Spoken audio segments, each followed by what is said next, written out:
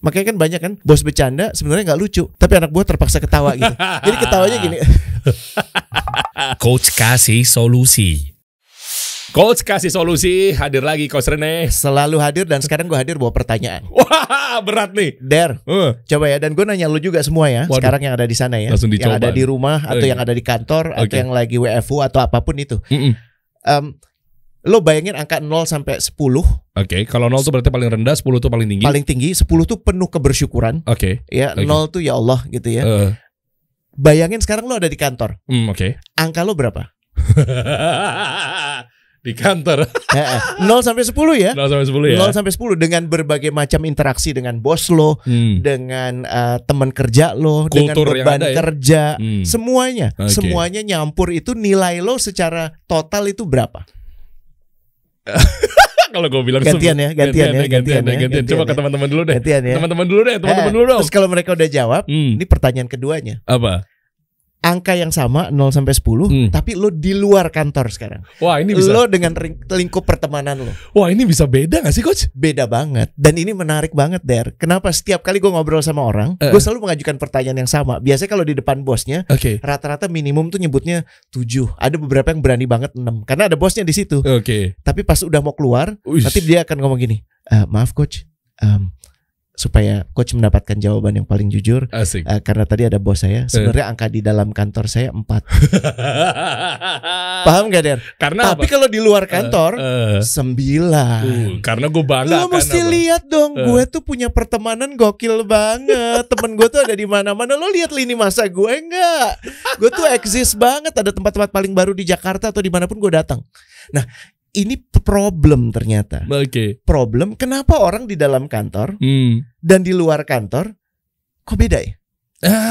Dan itu punya efek dari budaya. Itulah efek dari budaya. Oh, itu kultur tuh ya? Efek dari kultur. Sesuatu yang gak tampak, ya, benar-benar gaib gitu ya, tapi punya pengaruh. Kayak contohnya gini deh, bayangin aja lo datang ke tempat persidangan gitu deh, ya, mungkin karena SIM lo amit-amit gitu ditilang gitu ya, jadi lo mesti ke sana, kan lo akan ngeliat dinamikanya beda dibandingin lo ke masjid, benar nggak sih? Iyalah. Dibandingin dengan lo ke kantor, dibandingin dengan lo ke restoran, dan itu tempat di semua tempat itu ada interaksi, kecenderungan interaksi yang kemudian menjadikan suasananya ya begitu. Dan gak bisa enggak suasana itu kemudian menularkan ke lo. Jadi ambience itu bisa dikategorikan budaya? Iya, masuk ke dalamnya. Salah satu faktor budaya. Nah, ini kita lihat ya yang namanya organisasi, Der. Organisasi yang kinclong, yang berkiprah itu bukan cuman yang paham resources dapat dari mana, funding gitu ya, atau bisnis modelnya, kita udah punya recurring bisnis yang berulang, ya kan, bukannya produknya juga, itu bagus semuanya, betul, tidak salah, tapi jangan melupakan satu faktor yang kerap terlewatkan, yaitu budaya, karena nggak kasat mata. Iya sih, bener sih. Banyak yang di luar sana dia bangga kan ke Gojekannya, jubah Gojeknya. Gue kerja di Gojek nih. Bangga juga gue kerja dengan ketokpetannya, jubahnya. Lu di Tokped ya? Goks, gaji lu 2 digit dong. Iya kan? Iya. Atau mungkin ya dengan startup yang lainnya lagi. Lu jangan kerja lupa di LinkedIn, Jobstreet lu kerja lo ya. Gitu. Jangan lupa kartu kepegawaian gitu, yang ditaruh di mana-mana gitu. Jadi setiap kali kalau mau sholat di masjid, ditaruh di bagian depannya, jadi kan kelihatan, wah gila. Wih, nih Mas kerja di Grab ya. Gitu. Asik. Wih, di LinkedIn lo kerja lo ya. Asik. Gitu. Iya kan? Ada kebanggaan itu. Tapi kenapa ya pada saat masuk ke dalam organisasi kok dan lu nggak kelihatan dan lu nggak ngapa-ngapain sebetulnya. Iya. Gitu. Nah, kita sekarang pengen bahas dan kita pengen denger juga sih dari pertanyaan 2 tadi itu kan udah mulai mungkin punya pemikiran, di-share aja. Tapi kita akan coba urai sebenarnya. Lo buat yang para pebisnis, buat yang mulai merekrut orang, lo mesti mempunyai apresiasi bahwa budaya itu punya pengaruh yang besar. Masih ingat yang obrolan kita tentang Holy Wings ya? Ya, bagaimana pokoknya manajemen, manajemen always right. Dan kalau ternyata manajemen salah, itu salah loh. Gua nggak mau ikutan. Makanya ada penyebutan kata-kata yang kemarin kita bahas kayak oknum dan seterusnya. Iya kan? Nah, sekarang bagaimana dengan kualitas manajemen lo? Bagaimana dengan kualitas perusahaan lo dan organisasi lo? Gitu. Dan apa yang paling penting adalah yang bisa lo lakukan untuk bisa membuat ini jadi lebih asik, jadi lebih sehat. Berarti ada triknya juga ya Coach ya. Gimana caranya ngadepin ketika beda budaya dengan bos Iya. Ya, misalnya contoh nih, ini bukan kita lagi bahas mengenai isu tentang beda negara apa segala macam, enggak. Tapi memang ini secara fair-fairan, misalnya pegawainya orang India, bosnya misalnya orang China. Nah, itu menarik tuh. Kayak gitu-gitu kan? Iya. Akan nyambung ke situ kan? Nyambung. Iya kan? Dan emang kalau kilas balik dikit nih, maaf ya, pelajaran sejarah dikit ya. Iya. Konsep tentang budaya itu munculnya dari kisah-kisah serupa. Jadi ada satu orang nih, Der, namanya Geert Hofstede. Oke. Ya, dia orang Belanda. Dia dipekerjakan di Marshall Plan. Jadi abis Perang Dunia Kedua itu, hancurkan yang namanya Eropa itu, ya porak-poranda. Dia dapat tanggung jawab untuk membangun kembali dua kota, kota Den Haag dan kota Antwerpen. Jaraknya tuh kurang dari 50 kilo, lebih dekat daripada Jakarta Bogor kalau nggak salah. Ya, tapi dia bingung dengan tingkat kehancuran sama, resources sama, jumlah orang sama, teknologi sama, duit sama. Kenapa pembangunan di Den Haag yang notabene kota Belanda itu lebih cepat daripada di Belgia? Nah, yang notabene itu adalah kota kota di negara Belgia gitu. Kulturnya beda banget ternyata. Dan dia di situ melihat, wah ternyata ada dimensi yang gue nggak ngelihat nih selama ini, yang kita nggak perhatikan selama ini, punya pengaruh terhadap kinerja. Dan dia kemudian memunculkan yang namanya Hofstede Insights. Nah, ini bisa lo Google ya. Ada 6 dimensi, tapi gue nggak akan ngomong panjang-panjang. Yang pertama aja deh, yang paling gampang, di Indonesia yang paling kentara. Ini kalau dibandingkan dengan Perancis gitu misalnya ya. Indonesia dan Amerika Serikat. Indonesia tuh power distance-nya paling tinggi. Artinya? Power distance itu bagaimana seseorang yang punya kekuasaan dipersepsikan. Makanya bos di Indonesia itu harus hati-hati. Kenapa? Karena di dalam organisasi yang secara kultur dominannya adalah Indonesia, orang Indonesia, akan sulit dibedakan saat bos tuh bercanda. Makanya kan banyak kan bos bercanda sebenarnya nggak lucu, tapi anak buah terpaksa ketawa gitu. Jadi ketawanya gini. Bapak bisa aja. Tahu banget. Iya kan? Untuk menghargai kan? Untuk menghargai ya. Antara dia lagi bercanda, antara dia lagi wacana, atau antara dia itu lagi memberikan instruksi. Kagak bisa dibedain. Gue punya teman satu baru diangkat jadi direktur di BUMN. Dia masuk ke ruangan terus dia bilang, ruangan ini gelap ya. Besoknya dia bingung kenapa ada kehebohan besar. Di chat, Bo. Hah? Padahal itu beda arti tuh. Beda makna. Dia cuman bilang gini, ruangannya gelap ya. Mungkin karena lampu belum dinyalain, tapi sudah diinterpretasikan sebagai instruksi Pak Bos itu tidak berkenan dengan chat di ruangan ini. Karena mungkin terlalu redup, gelap, kusam gitu misalkan. Wow. Bisa bayangkan ya. Wow. Bisa bayangkan ya. Ada satu kasus lagi waktu gue masih mudaan dulu, sempat bantu ada sebuah perusahaan mining dan dia ada kayak semacam smelter gitu. Smelternya meledak. Gara-garanya pada saat kondisi bahaya, si anak buah yang baru 3 bulan kagak mau bangunin bosnya karena sungkan. Ya Allah, ini bener kultur nih. Iya, harus dibahas nih. Jadi problem yang terjadi di perusahaan itu lamban diketahui sama pimpinan. Dan kalau lamban diketahui sama pimpinan, keputusan juga lamban. Pada saat keputusan diberikan, udah telat. Iya bener. Tapi mungkin kehati-hatian juga kali coach. Angle-nya gimana cara tadi misalnya bangunin bos, tadi misalnya menjawab dan mentafsir apa isi kepala bos, bilang ruangan gelap, tapi aduh gimana cara angle-nya ya? Maksudnya kadang masuknya susah kali coach. Ya, kan ada beda gap dan ini mereka punya kehormatan. Paling tidak sekarang kita jadi mengerti bahwa kita ini hidup di kultur Indonesia, whether you like it or not. Lo suka atau nggak suka, ini kultur Indonesia. Katakanlah lo baru kembali dari luar negeri dan lo sangat terbiasa dengan cara Amerika yang sangat individualistik, yang power distance-nya tuh rendah banget. Pak Bos sama anak buah bisa ngobrol bareng, minum bareng, ketawa-ketawa bareng, gitu ya? Bro, tunjuk-tunjukkan lo gue. Terus habis kalau ada ribut, tapi habis itu selesai, itu nggak terjadi di sini. Nggak bisa. Lo nggak bisa berasumsi gitu. Ada mini kultur. Mini kultur tuh artinya satu unit tersendiri. Si bosnya emang beda nih. Dia membawa timnya jadi lebih egaliter. Bisa. Tapi mini kultur pun tunduk di superkultur. Superkultur kita namanya Indonesia. Jadi dengan lo memahami ada problem ini, hey para Pak Bos. Ini udah mulai ngeri nih. Kalau ada panggilan-panggilan tertentu dan mengerucut pada ceruk-ceruk tertentu bahaya nih. Para Pak Bos, lebih aman lo berasumsi kultur ini melawan lo. Kultur ini berjalan saat ini sehingga apapun yang lo harus lakukan untuk mengurangi dampaknya. Jadi rekomendasi gue kalau lo bisa dan lo mau, mestinya sih lo bisa ya. bos-bos di Indonesia harus belajar lebih egaliter. Karena itu akan membuat yang namanya power distance menurun. Jadi lo memunculkan kultur sendiri yang lebih sehat. Oh, tapi nggak apa-apa tuh, nggak ada gap. Bukan nggak ada gap, maksudnya gapnya dekat sama terlalu apa ya istilahnya kalau bahasanya apa sih? Lo terlalu bonding. Tapi kan pertanyaannya yang lo tuju apa? Kalau misalnya lo ada di bisnis yang memang lamban, nggak apa-apa lo bikin formal. Oh. Tapi kalau bisnis yang cepat, lo butuh tahu sekarang. Lo kalau misalnya ada problem, ya jangan. Lo paling batas toleransinya sejam kemudian lo udah harus tahu. Bukan seminggu kemudian karena lo tunggu disposisi dari bawahan. Apalagi bukan sebulan kemudian atau 3 bulan kemudian. Keren. Atau bahkan lo gak pernah tahu bahwa ada problem itu. Oh bahaya tuh.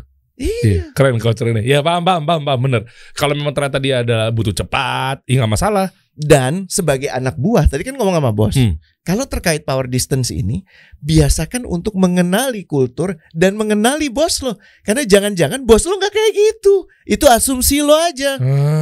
Ini angle-nya beda nih sekarang dari karyawan nih. Oke. Karena ini asumsi lo berpikir bahwa jangan-jangan Pak Bos gak berkenan kalau gue titik. Padahal belum tentu. Lo gak pernah nanyain, lo gak pernah uji coba, lo gak pernah colek dia. Nah, isu jadinya. Keren. Iya, oke, dapat. Dan ini baru satu power distance. Belum banyak lagi, ada komponen-komponen lain dan lu bisa bahas di situ. Salah satu yang paling lucu ya menurut gue, orang Indonesia itu individualismenya rendah. Lu lihat yang nomor 2. Iya, 14 ya. Jadi kalau ditanya, nih pasti lo ngerasain sebagai orang yang sering keliling ngasih kelas ya, digital marketing, branding. Ada pertanyaan, rata-rata nunggu ada orang pertama yang kemudian angkat tangan. Iya benar. Betul nggak? Itu kalau lo datang di itu habitnya kenapa sih coach kayak gitu? Lo datang di satu offline ketemuan ya, sekarang udah mulai ya. Oke, udah. Beberapa baris pertama kosong. Baru kemudian baris kelima atau baris keempat ada orang. Terus baru rata-rata orang tuh di belakang. Tunggu disuruh maju dulu kan? Bener nggak? Nggak usah jauh-jauh. Sholat Jumat juga begitu. Iya, udah disuruh maju ke depan. Sungkan. Ayo dong maju dong, rapetin dulu Safian. Kayak kenapa sih malu? Apa sih? Guyup. Jadi gue akan merasa lebih tidak aman kalau gue tidak bersama-sama kelompok. Oh, komunal. Komunal, betul sekali. Iya. Jadi gue lebih baik ngikut aja. Lebih aman untuk nggak kelihatan, lebih aman untuk blend in. Karena kalau terlalu show on gitu, dipersepsikan nanti gue akan lebih susah. Gue akan ditanya, gue nggak tahu jawabannya dan gue akan malu. Nah, ini sebenarnya peluang buat lo yang melihat ini, peluang untuk lo kalau lo mau menonjol, mudah sekali. Angkat tangan aja duluan, duduk aja di depan, lawan aja kultur ini, dan lo akan tampak. Oh iya bener. Bener nggak? Bener. Dengan lo melihat ini, lo harus lakukan itu, belajar coba. Ini buat para remah-remah momogi terutama ya. Jangan punya asumsi karena perusahaan lo begitu sebelumnya akan begitu selamanya. Kalau ada peluang untuk ada bertanya, ya lo emang pengen tanya lah. Nggak usah nunggu nanti saya akan jadi penanya kedua. Rata-rata kan semua ngomongnya gitu kan? Iya udah begitu. Iya kan, lo dulu aja. Jadi kalau diketawain lo. Gue akan lihat dulu respon dari interaksi ini gimana. Kalau menurut gue aman, ya udah gue ikutan. Kalau nggak gue diem aja. Bener. Ntar dicengin nih. Oh bener. Oh dicengin kan bener kan. Ya udah gue nggak ngangkat deh. Iya. Gitu tuh kulturnya tuh. Dan ini real ya bro ya. Ini terjadi. Makanya dalam organisasi itu terdiri antara manusia dengan budaya. Kalau manusia itu ada karakter, ada kapabilitas. Ya kalau menurut gue sih kalau lu cuma boleh milih salah satu, pilihlah yang kapabilitas. Pilihlah karakter. Karena kapabilitas bisa dikembangkan. Tapi karakter susah. Gimana lu bisa ngajarin orang untuk jujur? Oke. PR. Iya PR sih. Ini artinya nih cuma pilih 2 coach. Dari sini yang lebih baik yang 2. Maksudnya ini kan manusia ada 2, budaya ada 2.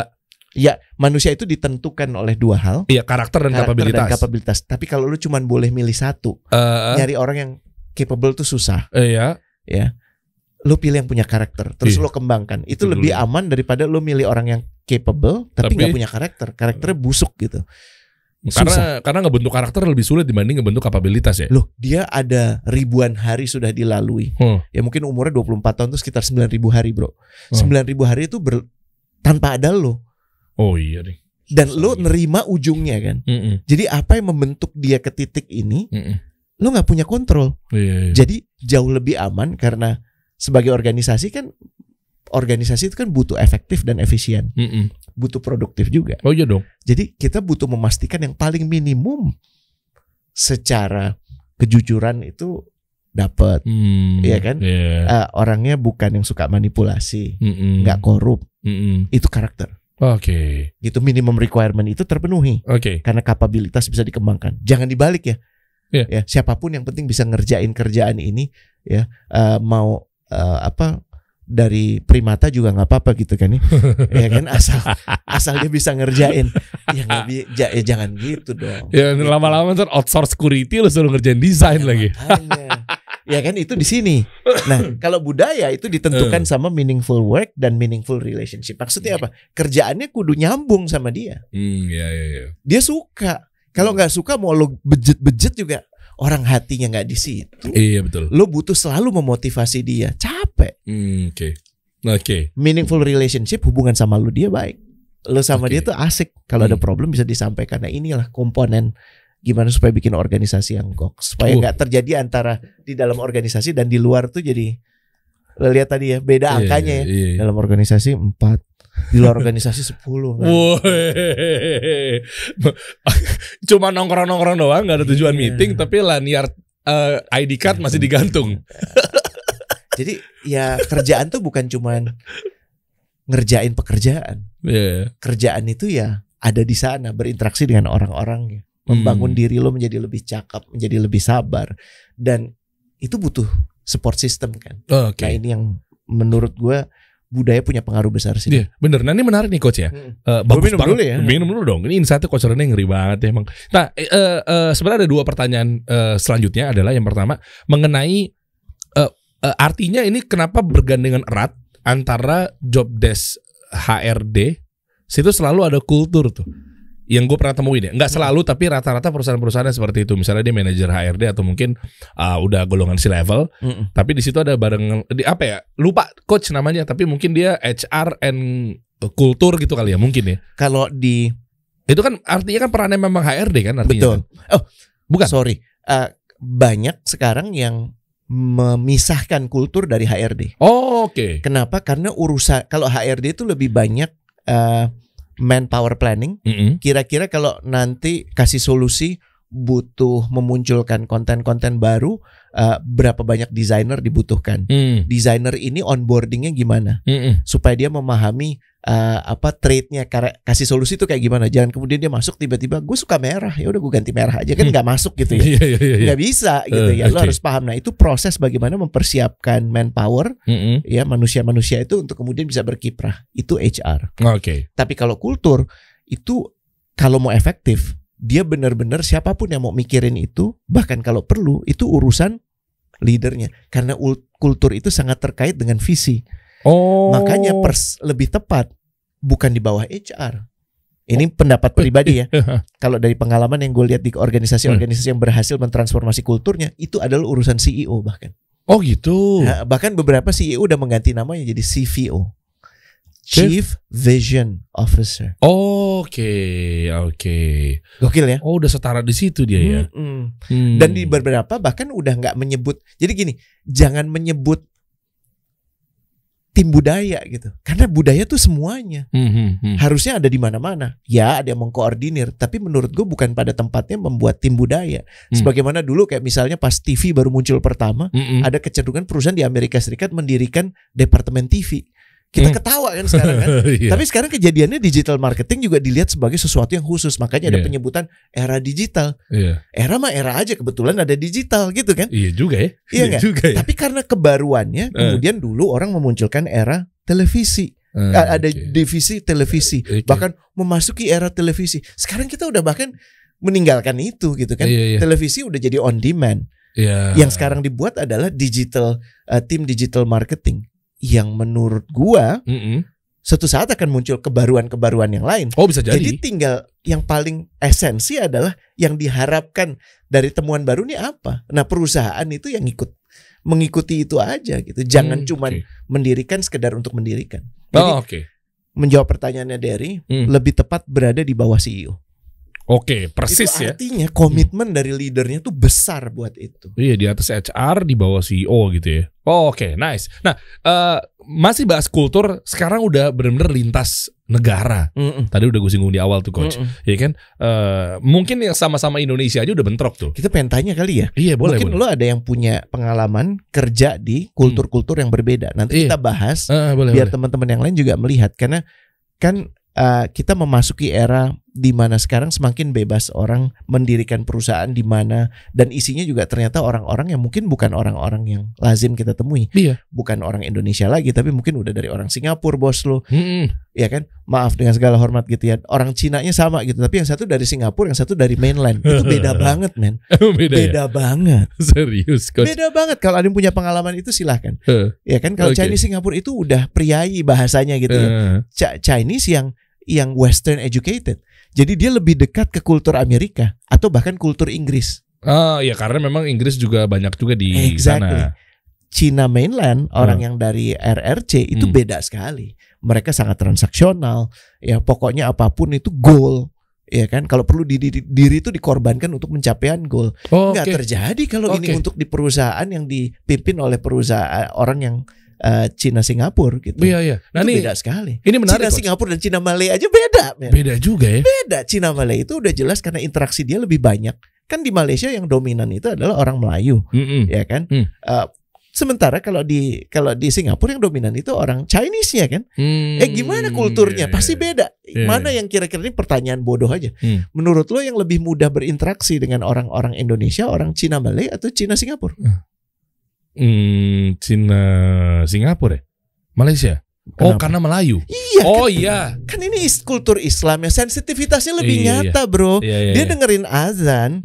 Lo ke Singapura kan cuma di area tertentu aja lo denger azan, betul nggak? Kalau ini udah ada azan, meeting mungkin bisa disegerakan entar dulu kali ya. Gitu iya, dia udah terbiasa melihat orang-orang pada ke masjid. Oke. Tapi kalau Cina Singapura kan, ini lo kan di kantor, waktu lo untuk kantor sekarang. Iya, Inggris gitu. Nggak semuanya begitu, tapi secara umum lo pernah dibesarkan di mana, pengaruh banget. Oke. Menarik ya. Menarik banget. Cerita-cerita lo pernah berdealing dengan bos yang mana gitu ya. Betul. Dan apa yang lo dapatkan di sini supaya kawan-kawan yang lain juga bisa ngelihat. Suruh kirim email atau lewat komen ya enaknya nih. Komen aja. Komen ya. Coba teman-teman ya. Nanti mungkin kita bahas di next episode gitu ya. Tulis di kolom komen kira-kira lo sekarang posisinya apa? Syarat-syaratnya kayak waktu itu nggak, coach? Misalnya perusahaan apa, bos lo orang apa? Bos lo orang apa dan apa yang lo dapatkan. Jadi kita belajar untuk tidak melihat konteks hubungan gue sama dia aja, tapi hubungan dalam konteks di belakang dia itu apa, yaitu budaya di belakang gue tuh apa, gimana hubungan lo sama dia, apa yang lo dapatkan. Nah, gue pengen denger aja gitu. Betul, tapi jangan lupa sebut kebangsaan lo, ya lo orang Indonesia gitu ya. Tapi kasih tahu juga, bahkan orang Jawa sama orang Batak kan beda, bener gak? Betul. Lo coba deh, kalau lo pergi ke keluarga Sumatera gitu ya, atau orang Medan, Melayu gitu ya, orang Batak, pertanyaan pertama, sudah makan kau? Aku sudah makan lama gitu ya. Bener gak? Coba lo lakukan hal yang sama di keluarga Solo. Waduh. Dikeluarin lo. Selesai. Gila, Derry ini kok gak tahu sopan santun banget ya. Iya. Bener gak? Mak, sudah makan mak? Gimana? Bener gak? Dan yang Jawa di pesisir aja, yang di area Brebes, Pekalongan, sama Jawa yang di selatan, Jogja, Solo, itu aja beda ya. Beda. Jadi memang ini bukan benar salah. Ya, tapi baik buruk aja, dan lu mesti paham tempat lu di mana. Ngaruh ke adab juga soalnya, manner. Exactly. Iya. Boleh teman-teman nih tulis di kolom komen ya. Nah, ini menarik ya. Sambil nunggu teman-teman nanti kita bahas. Pertanyaannya gini, coach. Kalau untuk itu bisa dirubah nggak sih? Apa memang sudah mendarah daging? Contoh misalnya tadi kan mention mengenai orang Cina di Singapura, atau mungkin orang Cina yang langsung dari asli RRC gitu kan. Tapi kan mungkin dengan berlama-lama di sini nih, di Indonesia nih, mungkin dia mengadjust gitu loh. Pasti. Ya kan? Pasti. Bisa berubah juga nggak kira-kira dianya? Pasti. Pada saat dia kembali ke negaranya, pasti dia akan butuh readjustment lagi. Iya, betul. Iya nggak? Karena di Indonesia udah terbiasa satu hal, terus dia kembali lagi ke negara asalnya. Oh iya ya. Nah, rata-rata itu penyesuaian tuh butuh waktu. Kalau orang yang paling agile bahasanya, ya, mudah untuk menyesuaikan diri, 3 bulan tuh cukup. Cukup. Ya, dia persyaratannya apa? Nah, di sini yang penting yang ingin gue sampaikan, jangan menyatukan antara perbuatan dengan totalitas orangnya. Wah, contohnya gimana nih? Kalau lu udah nggak suka satu interaksi dengan dia, lu langsung ngecap dia, oh Derry itu pemarah. Oh, langsung begitu. Kenapa? Karena lu nggak akan bisa dealing sama bos yang pemarah. Nggak bisa. Lu sudah ngecap bos lu pemarah. Oh iya. Jadi dalam segala hal interaksi lo dengan dia, lo berhubungan dengan orang pemarah. Orang suka nggak sih berhubungan sama orang pemarah? Ya enggak lah. Tapi kalau lo berhubungan dengan satu orang yang lagi marah, di case ini dia lagi marah, lo akan lebih bisa menata diri untuk berikutnya dong. Oke, terus apa yang ditanam di mindset? Perilaku tidak ditentukan oleh satu kejadian, oleh satu respon. Hanya karena dia jawab dengan ketus. Apa Der? Itu bukan berarti seluruhnya tentang dia itu adalah ketus. Oh, Derry itu emang ketus orangnya. Gitu. Nggak boleh. Nggak boleh. Nah, dengan kita mempersamakan dengan kita mempersamakan satu perilaku dengan totalitas perbuatan, dengan totalitas perilaku orang itu, celaka kita. Kita akan senang ngecap orang. Oh, suka gak sih kita kadang-kadang bos yang itu, dia mah gampang kan? Iya, betul. Bener gak? Guru misalnya kan juga gitu ya. Dia mah guru killer. Iya kan? Yeah. Dan dari pengalaman gue, kalau dia ada penyebutan guru killer, gue malah senang. Kenapa? Karena dia butuh connect sebenarnya. Oke. Dia butuh connect dengan orang-orang, terutama muridnya. Kalau ada yang berani, dia suka. Kan yang lain udah ngecap dia sebagai guru killer, bener nggak? Oh iya, karena mayoritas sudah benar-benar langsung nyerang dia kayak gitu. Exactly. Oke. Gitu. Ini emang apa ya? Gampang-gampang susah. Kita butuh benar-benar melihat lebih banyak, belajar lebih banyak, mendengar lebih banyak, dan nggak judgmental. Dan itu porsi yang paling berat. Oh, yang lebih berat lagi kalau memang pemicu-pemicu poker face gimana, Coach? Misalnya muka dua, contoh di kantor, dia oke lah. Gini, apakah ini bisa menjadikan sebuah prestasi dengan dia di kantor tiba-tiba dia harus bermuka dua, atau mungkin dia tujuannya memang ya udah nggak apa-apa deh, gue di kantor ngadepin bos gue yang kayak gini, ya udah gue akan jadi alter ego, akan jadi diri gue yang lain, diri kedua. Tapi untuk guna biar goals tercapai, semua clear, aman. Nah, tapi kalau dia keluar kantor atau mungkin dia rumah, kan kulturnya berbeda lagi nih sama orang rumah. Nah, maksudnya tingkat kenyamanannya seperti apa ya? Kasian gak sih orang-orang kayak gitu? Menurut gue malah jangan-jangan kita yang sudah terlampau berprasangka buruk dengan menggunakan statement dia itu bermuka dua. Padahal ini cara dia untuk berkomunikasi supaya bisa efektif bekerja sama dengan orang lain. Bagus angle-nya. Iya. Jangan-jangan memang yang kita butuh pelajari dari orang-orang yang menurut kita muka dua adalah ternyata dia ngerti banget bagaimana menjalin interrelasi dengan orang lain, bukan semata untuk mendapatkan tujuan dia, tapi untuk tujuan secara umum. Benar nggak? Kan dalam harmoni itu ada bisnis. Bisnis itu mengalir deras saat harmoni itu terjadi, benar nggak? Nah, orang-orang yang seperti ini yang kerap disebut sebagai cari muka atau segala macam, jangan-jangan mereka orang-orang yang mengusung harmoni, dan kita adalah orang-orang yang dengan mudah ngecap itu sebagai muka dua dan mengacaukan harmoni itu, upaya untuk mengusung harmoni atas nama idealisme. Bukankah Rasulullah kan pernah ya ada satu badui datang, ya Rasul, saya mau masuk Islam. Ya kan? Tapi saya cuma mau sholat 2 kali aja, nggak mau 5 kali. Sahabat kan, ya Rasul, kok begitu sih? Apa ada program diskon yang kami nggak tahu gitu kan? Ya orang kok gimana gitu ya? Karena Rasul udah bisa membaca orang ini, iya kan? Oh, dengan dia nanti sudah sholat dan dia menikmati sholat itu, otomatis akan nambah. Daripada sekarang harus berbantahan, nggak boleh. Paham nggak? Iya, betul, apakah kita bisa bilang muka dua kepada junjungan kita? Kan enggak. Walaupun ada indikasi kalau disebut dari ini soalnya sama yang ini gini, sama yang itu gitu. Kan ini muka dua kan? Pandang bulu. Tapi kan nggak begitu. Tergantung apa yang lebih mendasar dari niatannya. Apakah niatannya itu untuk kepentingan lo saja, supaya lo disukai dan yang lain dibenci? Itu betul muka dua. Tapi kan kita jangan ngejudge itu, kita nggak tahu, kita kan nggak bisa menakar isi hatinya. Bener nggak? Keren. Langsung kebantah tuh begitu-begitu ya. Iya. Jangan langsung justifikasi. Dan apa ya? Takar hati kita aja dulu. Dan kita belajar justru dari keluasan orang-orang ini. Orang-orang yang dalam kondisi paling pelik, dia bisa ngomong dengan orang-orang kelompok yang dipersepsikan sebagai unacceptable, sebagai musuh. Ya, dia Karena dia nggak pernah melihat itu sebagai musuh. Beberapa figur kalau yang gue bisa pikirkan apa ya, yang kayaknya licin gitu ya dan bisa sekali untuk ngomong kemanapun. Pak JK lah salah satunya. Pak JK itu kan paling unik cara pikirnya, bisa bertemu dengan orang yang menurut kita kok masih mau sih. Itu kan udah yang di sana gitu. Karena Pak JK nggak pernah melihat musuh.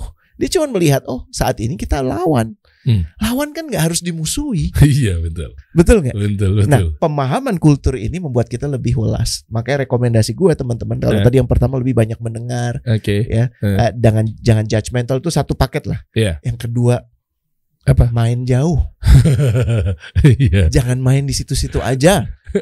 Kalau lo lihat kanan kiri sama kayak lo semua gitu ya. Ya alhamdulillah gitu, mengantar kepada kebaikan. Tapi ada perlunya juga, tanpa harus melanggar syariat, ya lu kenal dengan orang-orang yang lain dong, kultur yang berbeda. Benar, betul. Main dong, kalau punya uang itu ya jalan-jalan, jalan-jalan keliling Indonesia kayak, jalan-jalan keliling dunia kayak, itu menurut gua. Iya benar. Iya. Kadang juga satu kompleks juga misalnya juga dia di situ-situ aja, nggak usah ngomongin keliling Indonesia. Jangan kan gitu, satu kompleks cuman mainnya sama satu orang. Iya itu. Yang lainnya kagak kenal. Betul. Bener nggak? Betul banget. Nah itu menurut gue yang kritikal. Kalau kita pegang itu baik sekali gitu. Boleh. Ya teman-teman coba deh tulis di kolom komen tadi ya. Kalau gue singgung lagi, ulang nih, intinya lo bisa kasih tahu kira-kira perusahaan lo itu bahkan kasih tahu nih perusahaan asingnya misalnya negara mana, boleh kali? Boleh banget. Boleh. Kayak Danone itu kan perusahaan Prancis, ya kan. Terus apa namanya, banyak perusahaan farma itu dari Amerika Serikat, ya kan. Perusahaan kayak perusahaan tech itu juga macam-macam. Ada yang dari Singapura, bahkan ada yang dari India. Iya banyak. Ada yang dari Cina, Alibaba itu kan dari Cina, segala macam. Silahkan. Nah betul, gitu, kita pengen belajar justru kita ulas sama-sama keseruan romantika yang ada di dalam kehebohan lo berorganisasi. Karena yang paling penting yang ketiga justru apa tuh coach? Bangun susun rencana bersama-sama. Kenapa? Karena dengan lo memahami kultur, lo main jauh, visi lo berubah, lo punya paradigma yang lebih luas untuk bisa mengikutkan lebih banyak orang, untuk menjadikan keadaan lebih baik. Kepiawaian lo bukan saja sebagai tenaga kerja, ya, sebagai profesional, tapi sebagai negosiator ulung. Gitu. Iya benar juga. Iya kan? Jadi lo layak untuk berhadapan dengan segala situasi. Kan sebenarnya hidup kita ini isinya negosiasi satu ke negosiasi lain. Kayaknya perlu dibahas juga nih untuk kali berikutnya. Boleh. Tapi kita bacain dulu nanti nih.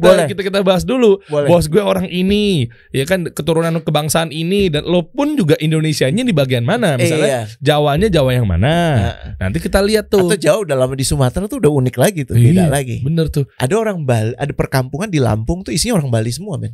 Oh, kampung Bali jadinya. Kampungnya Bali benar-benar gitu. Tapi kan Bali yang di sana beda banget dengan Bali yang di Bali kan. Iya benar. Iya, betul. Nah ini keunikan yang menurut gue kita butuh bahas supaya kita jadi lebih bijak, dan paling penting jadinya welas, lebih kasih sayang. Dan setuju juga, bagus tadi Coach Rene ngundang sama teman-teman. Kenapa? Karena ada sudut pandang dari bos juga gitu. Kadang ya saya pribadi ya nggak dikasih solusi, atau mungkin ya sempat dibawa di perusahaan-perusahaan lain gitu, Coach. Itu ngeliatin kadang begitu interview ada karyawan baru, beda banget jawabannya nih. Kita kadang mau langsung gas. Kok ini beda sama si ini sih? Ini orang nyolot banget ya? Padahal mungkin belum tentu dia kayak gitu.